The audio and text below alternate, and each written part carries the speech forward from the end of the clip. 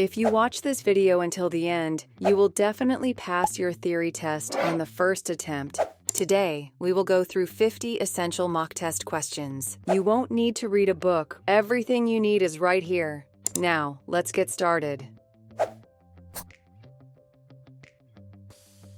Question 1. Which road user has caused a hazard? Option A, the car turning, arrowed D. B, the moving car, arrowed C.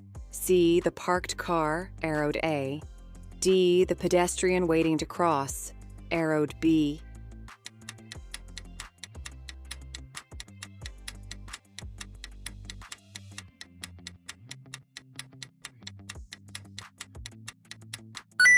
Answer is C, the parked car, arrowed A.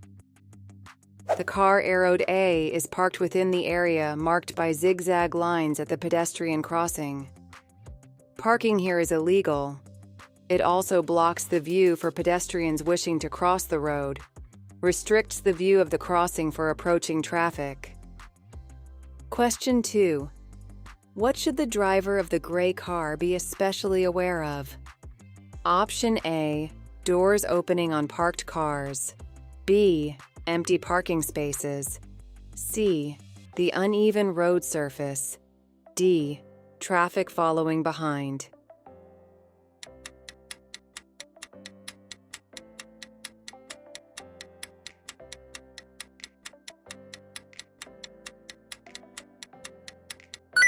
Answer is A, doors opening on parked cars. When passing parked cars, there's a risk that a driver or passenger may not check before opening the door into the road.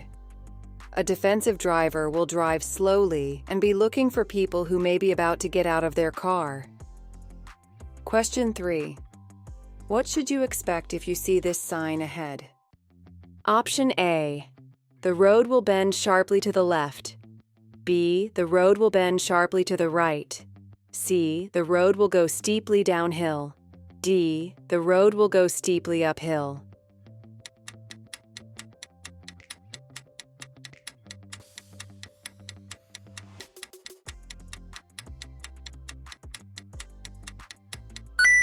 Answer is A, the road will bend sharply to the left. This sign indicates that the road will bend sharply to the left. Slow down in plenty of time and select the correct gear before you start to turn. Braking hard and late, while also sharply changing direction, is likely to cause a skid. Question 4. What should you do as you approach this cyclist? Option A, flash your headlights at the cyclist. B, rev your engine so the cyclist knows you're following behind. C, slow down and allow the cyclist to turn. D, try to overtake before the cyclist gets to the junction.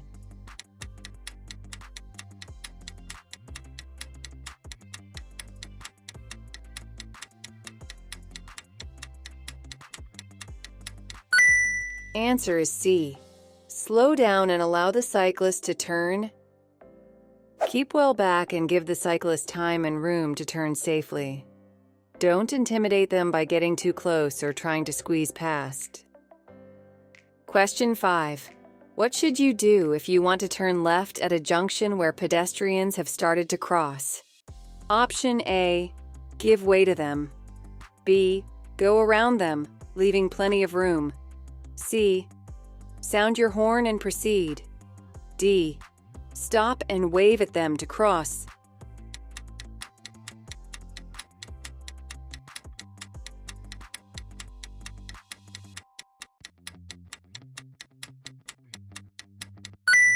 Answer is A, give way to them.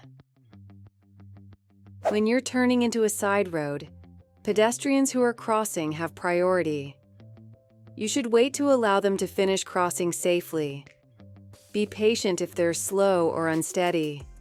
Don't try to rush them by sounding your horn, flashing your lights, revving your engine, or giving any other inappropriate signal.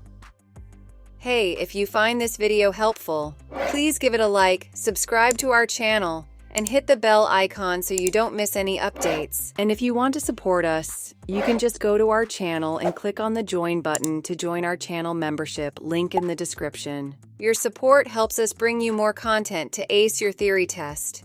Now, let's get back to the video. Question 6.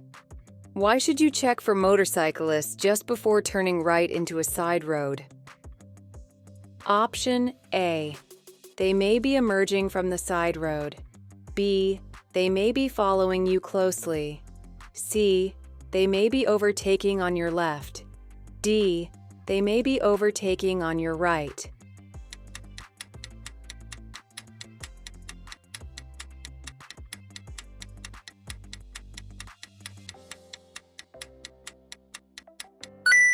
Answer is D.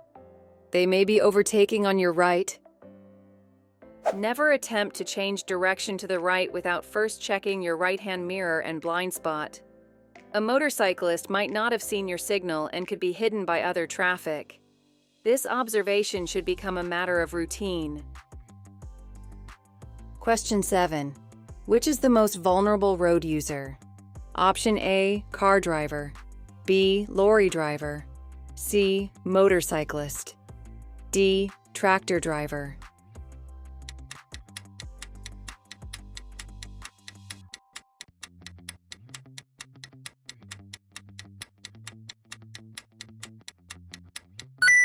Answer is C, motorcyclist. Pedestrians and riders on two wheels can be harder to see than other road users. Make sure you look for them, especially at junctions.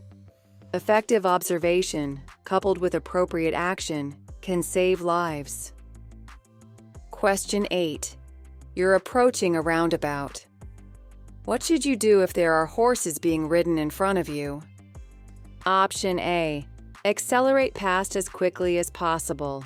B. Give them plenty of room. C. Sound your horn as a warning. D. Treat them like any other vehicle.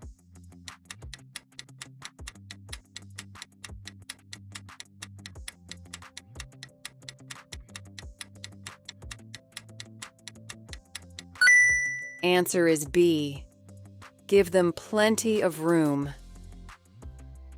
Horse riders often keep to the outside of the roundabout even if they're turning right.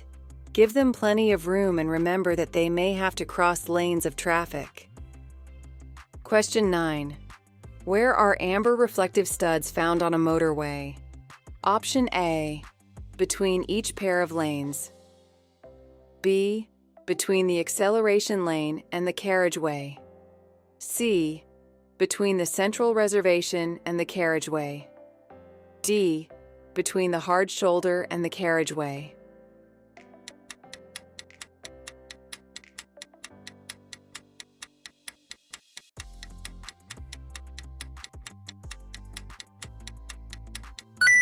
Answer is C. Between the central reservation and the carriageway. On motorways, reflective studs of various colors are fixed in the road between the lanes. These help you to identify which lane you're in when it's dark or in poor visibility. Amber-colored studs are found on the right-hand edge of the main carriageway, next to the central reservation. Question 10. What will the speed limit usually be where you can see street lights but no speed limit signs? Option A, 30 miles per hour. B, 40 miles per hour. C, 50 miles per hour. D, 60 miles per hour.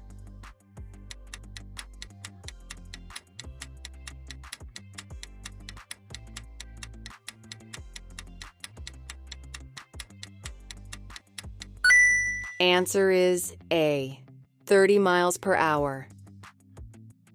The presence of streetlights generally indicates that there's a 30 mile per hour speed limit, unless signs tell you otherwise. Question 11.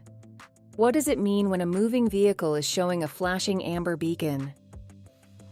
Option A. The vehicle belongs to a school crossing patrol. B. The vehicle has broken down. C. The vehicle is a doctor's car. D. The vehicle is slow moving.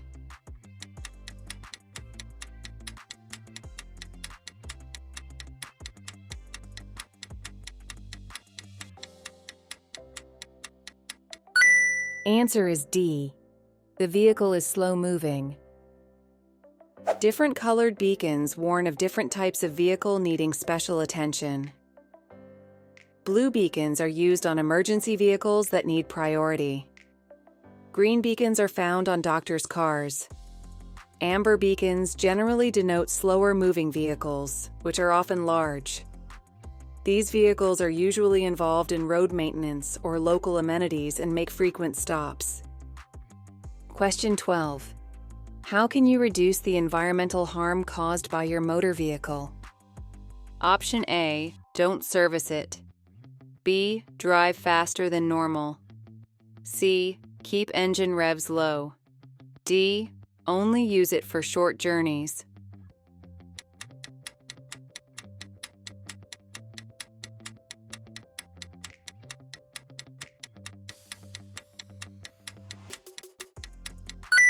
Answer is C.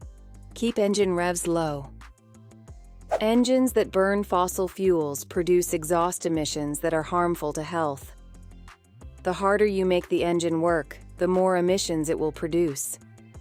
Engines also use more fuel and produce higher levels of emissions when they're cold. Anything you can do to reduce your use of fossil fuels will help the environment. Question 13. Some two-way roads are divided into 3 lanes. Why are they particularly dangerous? Option A. Traffic can overtake on the left. B. Traffic can travel faster in poor weather conditions. C. Traffic in both directions can use the middle lane to overtake. D. Traffic uses the middle lane for emergencies only.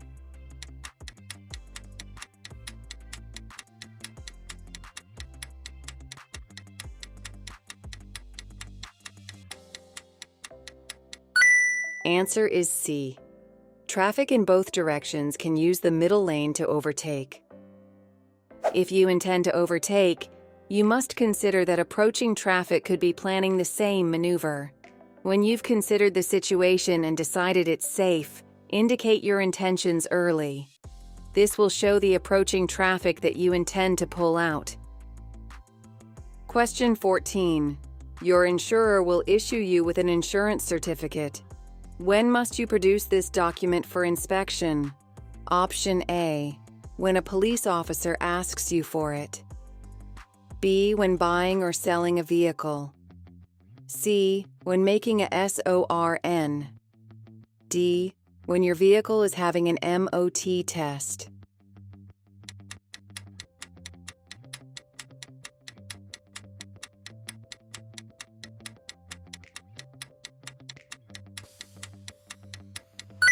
Answer is A.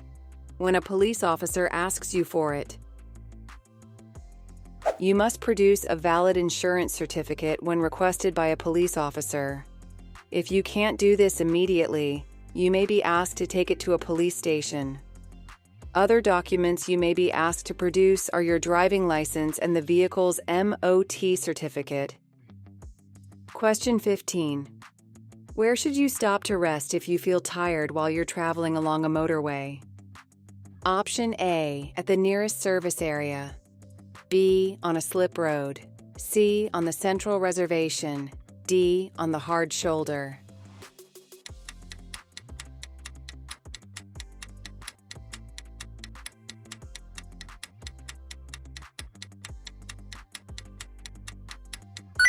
Answer is A.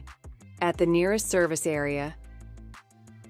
If you feel tired, stop at the nearest service area. If that's too far away, leave the motorway at the next exit and find a safe place to stop.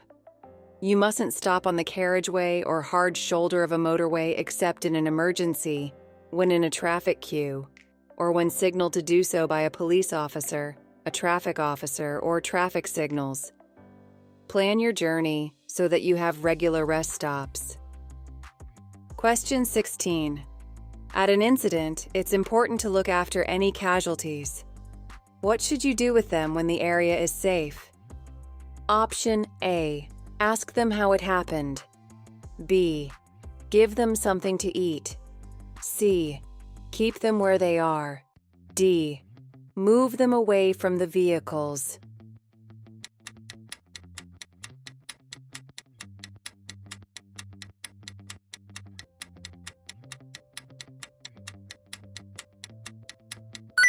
Answer is C. Keep them where they are. When the area is safe and there's no danger from other traffic or fire, it's better not to move casualties. Moving them may cause further injury. Question 17. You're on a motorway.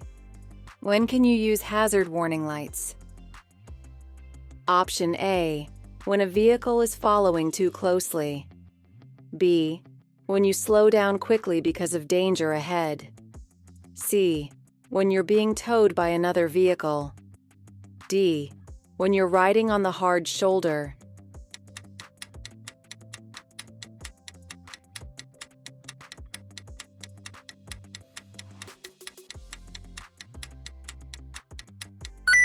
Answer is B. When you slow down quickly because of danger ahead.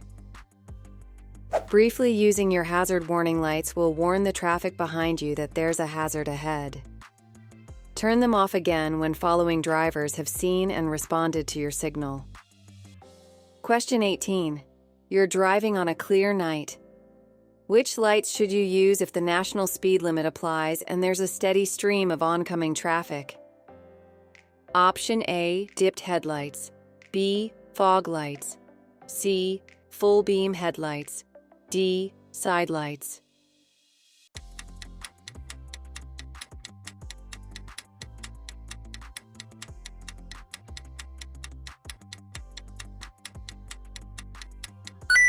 Answer is A. Dipped headlights. Use the full beam headlights only when you can be sure that you won't dazzle other road users. Question 19. What should you do when a person herding sheep asks you to stop? Option A. Continue on but drive slowly. B. Ignore them as they have no authority. C. Stop and switch off your engine. D. Try to get past quickly.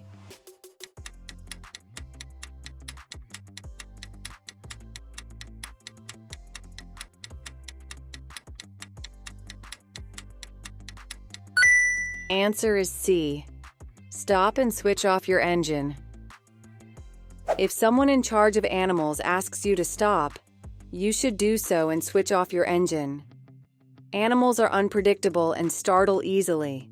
They could turn and run into your path, or into the path of another moving vehicle. Question 20. If you're involved in a collision, what will reduce the risk of neck injury? Option A. A collapsible steering wheel.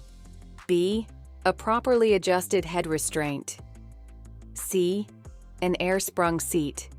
D. Anti-lock brakes.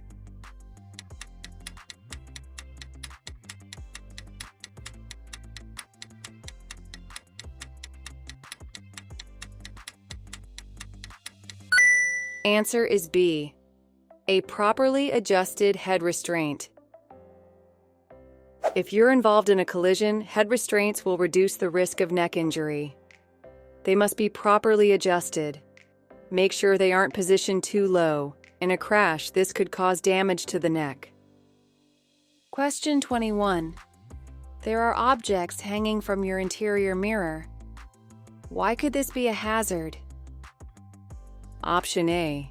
Your radio reception might be affected. B. Your sun visor might get tangled. C. Your view could be obstructed. D. Your windscreen could mist up more easily.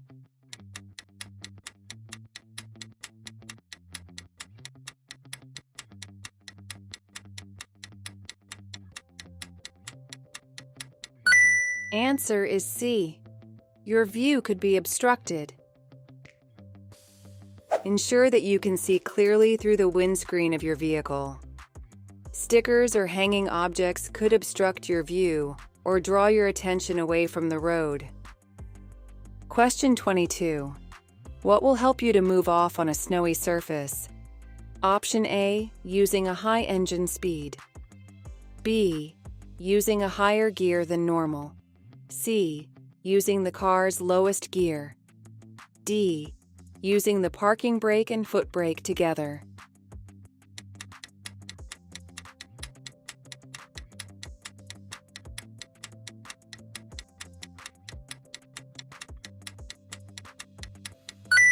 Answer is B. Using a higher gear than normal. If you attempt to move off in a low gear, there'll be more torque, turning force, at the driven wheels than if you use a higher gear. More torque makes it easier for the tires to lose grip, and so spin the wheels. Question 23. You're driving in a built-up area that has traffic calming measures. What should you do when you approach a road hump? Option A. Check your mirror and slow down. B. Move across to the left-hand side of the road. C. Stop and check both pavements. D. Wait for any pedestrians to cross.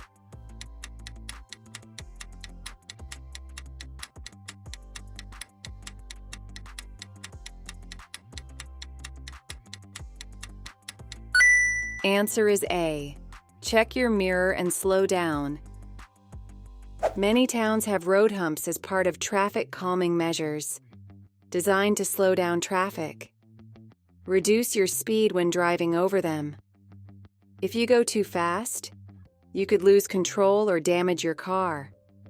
Look out for pedestrians or cyclists while you're driving in these areas. Question 24. What should you do if a doctor prescribes drugs that are likely to affect your driving? Option A. Avoid driving on motorways. B. Get someone else to drive. C. Never drive at more than 30 miles per hour. D. Only drive if someone is with you.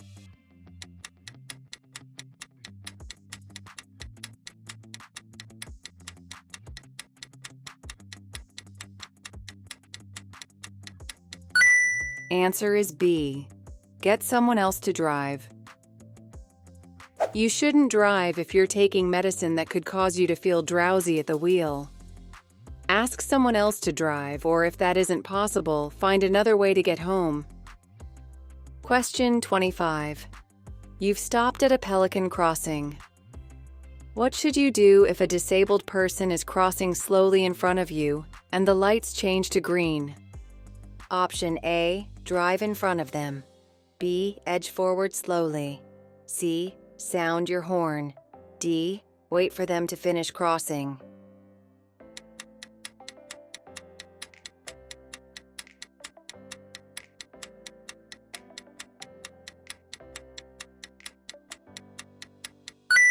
Answer is D. Wait for them to finish crossing. At a pelican crossing, the green light means you may proceed as long as the crossing is clear. If someone hasn't finished crossing, be patient and wait for them, whether they're disabled or not.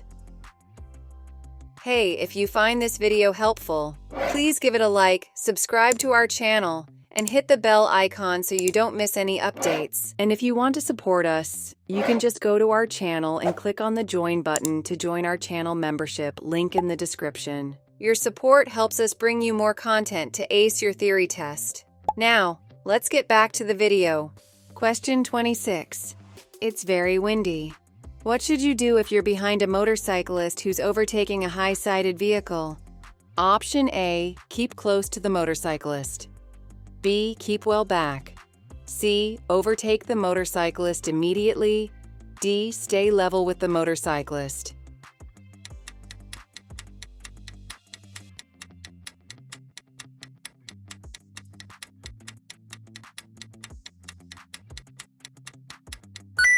Answer is B. Keep well back. Windy weather affects motorcyclists more than other vehicles. In windy conditions, high-sided vehicles cause air turbulence. You should keep well back, as the motorcyclist could be blown off course. Question 27. You're driving on the motorway in windy conditions. What should you do as you overtake a high-sided vehicle? Option A. Be wary of a sudden gust. B. Drive alongside very closely. C. Expect normal conditions. D. Increase your speed.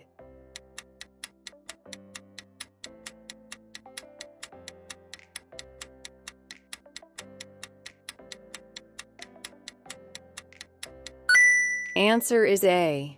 Be wary of a sudden gust. The draft caused by other vehicles, particularly those with high sides, could be strong enough to push you out of your lane. Be prepared for a sudden gust of wind as you overtake large vehicles. Keep both hands on the steering wheel to help you keep full control. Question 28. How far are you allowed to reverse? Option A. As far as it takes to reverse around a corner. B. No further than is necessary. C. No more than a car's length. D. The length of a residential street.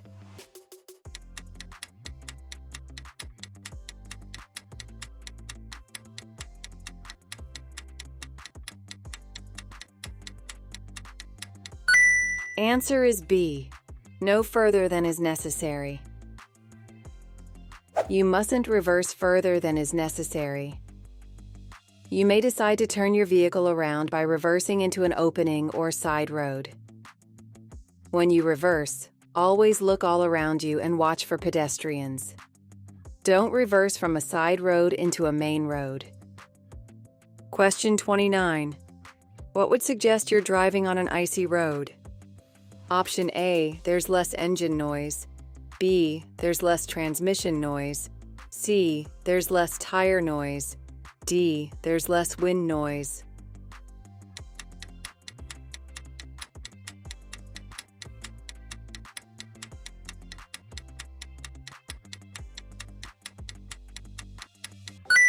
Answer is C. There's less tire noise. Drive extremely carefully when the roads are icy. When traveling on ice, tires make virtually no noise, and the steering feels light and unresponsive. In icy conditions, be very gentle when braking, accelerating, and steering. Question 30. You've been involved in an argument that's made you feel angry. What should you do before starting your journey? Option A. Calm down. B. Have an alcoholic drink. C. Open a window. D. Turn on your radio.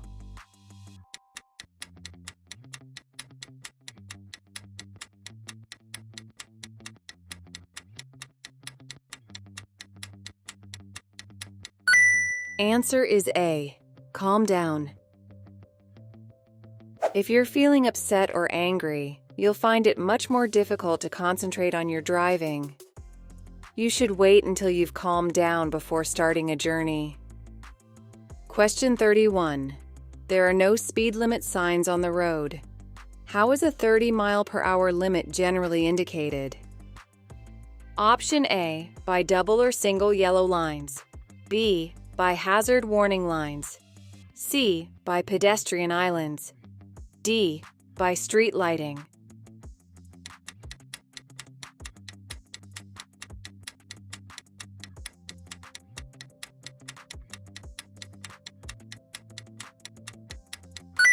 Answer is D.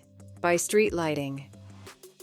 There's a 30-mile-per-hour speed limit where there are street lights unless signs show another limit. Question 32. Which color follows the green signal at a puffin crossing? Option A. Flashing amber. B. Flashing green. C. Steady amber. D. Steady red.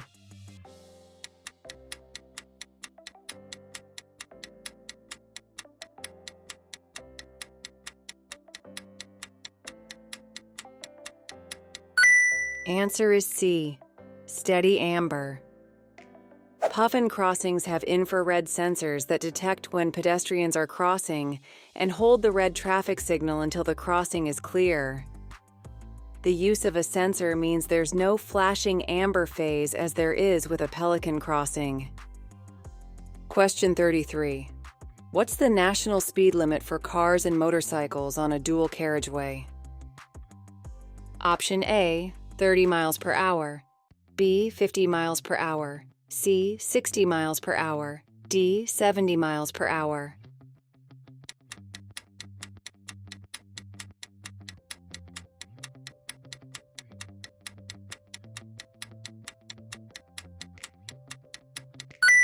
Answer is D. 70 miles per hour.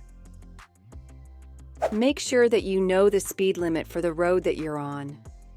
The speed limit on a dual carriageway or motorway is 70 miles per hour for cars and motorcycles, unless signs indicate otherwise. The speed limits for different types of vehicle are listed in the Highway Code. Question 34. You're leaving a safe gap as you follow a large vehicle. What should you do if a car moves into this gap? Option A. Drop back further. B. Flash your headlights. C. Sound your horn. D. Start to overtake.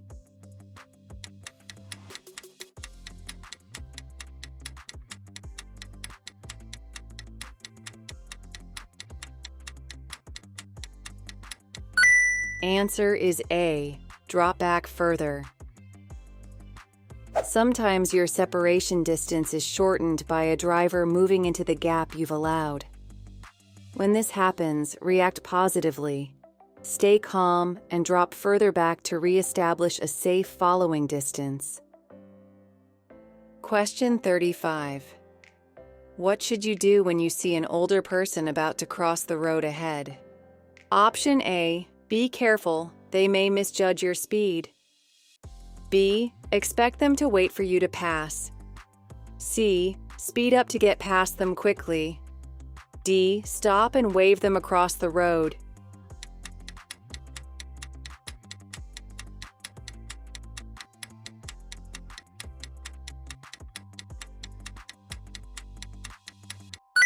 Answer is A.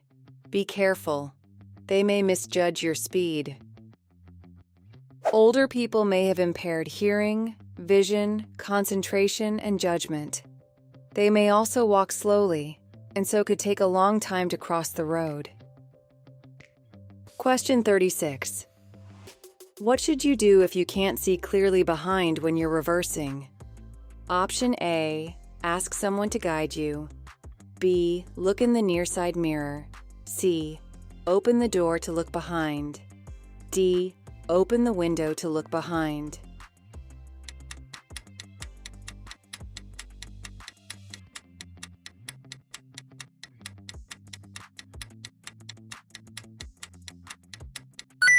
Answer is A. Ask someone to guide you. If you want to turn your car around, try to find a place where you have good all-round vision. If this isn't possible, and you're unable to see clearly, then get someone to guide you. Question 37. How should you overtake horse riders? Option A. Drive slowly and leave plenty of room. B. Drive up close and overtake as soon as possible. C. Speed isn't important, but allow plenty of room. D. Use your horn just once to warn them.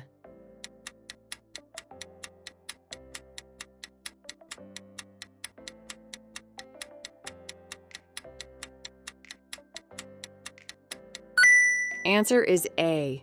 Drive slowly and leave plenty of room. When you decide to overtake a horse rider, make sure you can do so safely before you move out. Leave them plenty of room and pass slowly. Passing too close could startle the horse and unseat the rider. Question 38. How can you identify traffic signs that give orders? Option A. They're circular with a red border. B. They're rectangular with a yellow border. C. They're square with a brown border. D. They're triangular with a blue border.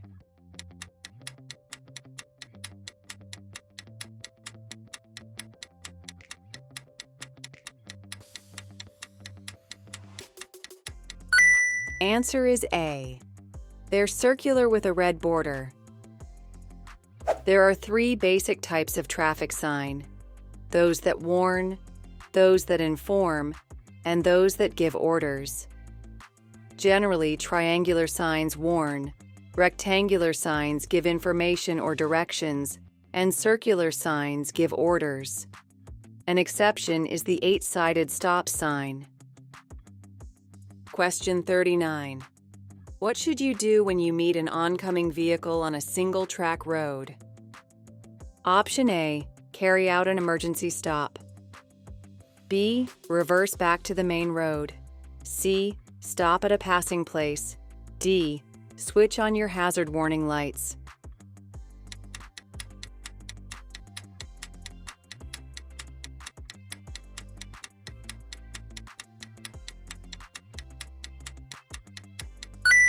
Answer is C, stop at a passing place. Take care when using single-track roads. It can be difficult to see around bends because of hedges or fences, so expect to meet oncoming vehicles. Drive carefully and be ready to pull into or stop opposite a passing place, where you can pass each other safely. Question 40. An injured person has been placed in the recovery position. They're unconscious but breathing normally. What else should be done? Option A, check their airway remains open. B, give them a hot sweet drink. C, place their arms by their side. D, press firmly between their shoulders.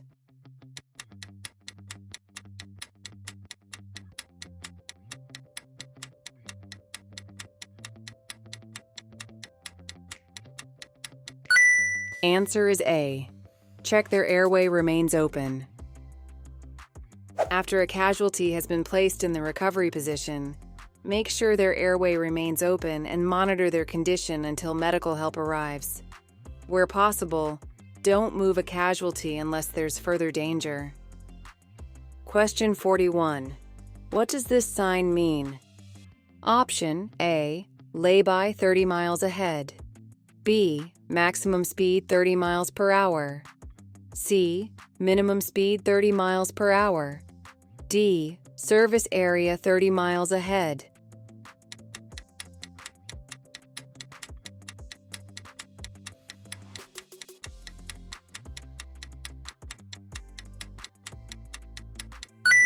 Answer is C, minimum speed 30 miles per hour. This sign is shown where slow-moving vehicles would impede the flow of traffic, for example, in tunnels. However, if you need to slow down or even stop to avoid an incident or potential collision, you should do so.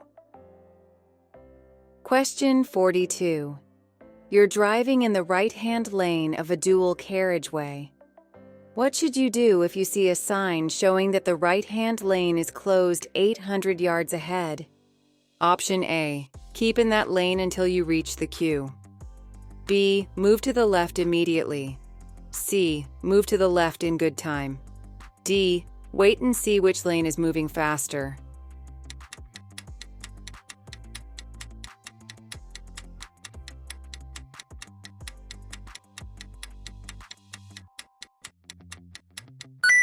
Answer is C, move to the left in good time.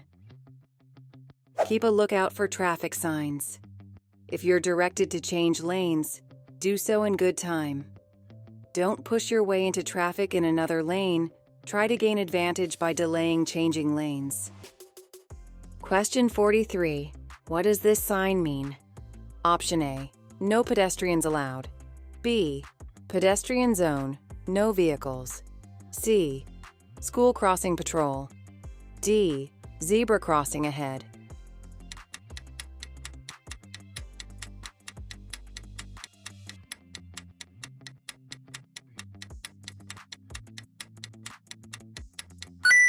Answer is D, zebra crossing ahead. Look well ahead and be ready to stop for any pedestrians crossing or about to cross the road. Also check the pavements for anyone who looks like they might step or run into the road. Question 44. Where would you see this sign? Option A, at a pedestrians-only area. B, at a playground entrance. C, near a school crossing. D, on a school bus.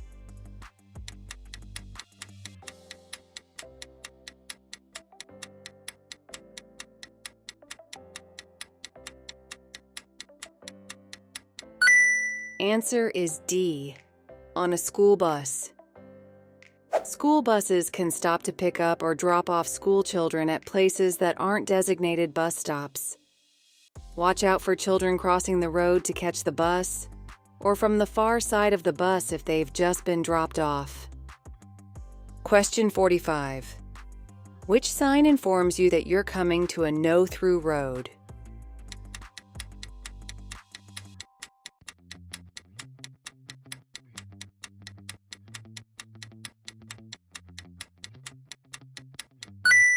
Answer is C. This sign is found at the entrance to a road that can only be used for access.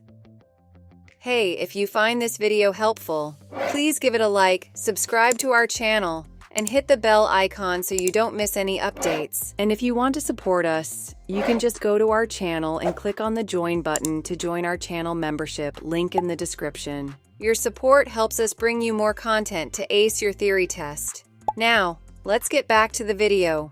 Question 46. Which sign means that pedestrians may be walking along the road?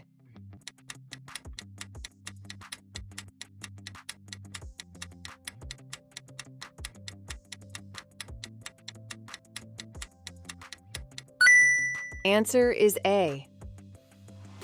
When you pass pedestrians in the road, leave plenty of room. You might have to use the right-hand side of the road, so look well ahead, as well as in your mirrors, before pulling out. Take great care if a bend in the road obscures your view ahead. Question 47. What does this sign mean? Option A, bridge over the road. B, road ahead ends. C, uneven road surface. D, water across the road.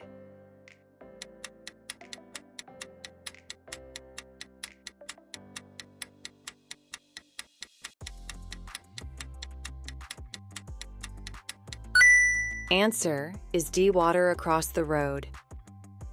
This sign is found where a shallow stream crosses the road. Heavy rainfall could increase the flow of water. If the water looks too deep or the stream has spread over a large distance, stop and find another route. Question 48. In winter, road signs can become covered by snow. What does this sign mean? Option A, crossroads. B, give way. C, stop. D, turn right.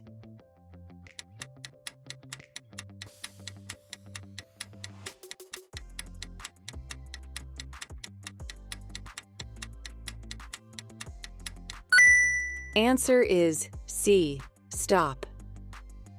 The stop sign is the only road sign that's octagonal. This is so that it can be recognized and obeyed even if it's obscured, for example, by snow. Question 49. Why should you keep well to the left as you approach a right-hand bend? Option A, to be positioned safely if you skid. B, to improve your view of the road. C, to let faster traffic from behind overtake. D, to overcome the effect of the road slope.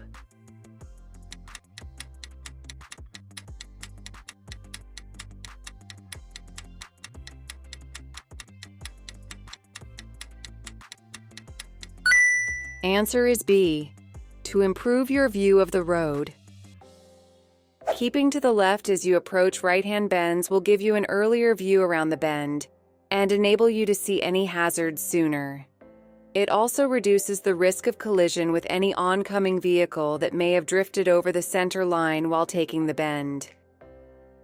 Question 50. Where would you find these flashing red light signals? Option A, level crossings. B, motorway exits. C, pelican crossings. D, zebra crossings.